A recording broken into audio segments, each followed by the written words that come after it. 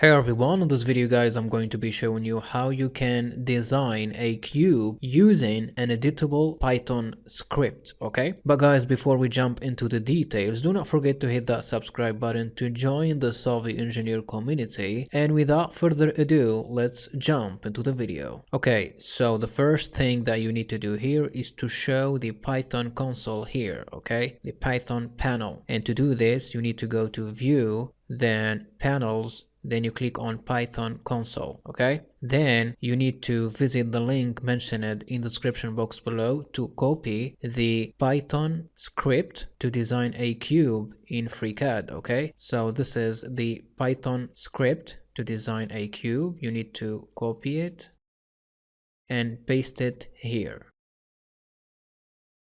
Right click, fit all. Then as you can see here on the screen, this is how you can design a cube using a Python script in FreeCAD, okay? You can edit the size of the cube, okay? So you come back here and you can change the size of the cube. Here we have 20, we can change it, let's say, to 50, okay? You copy all this, right click, copy.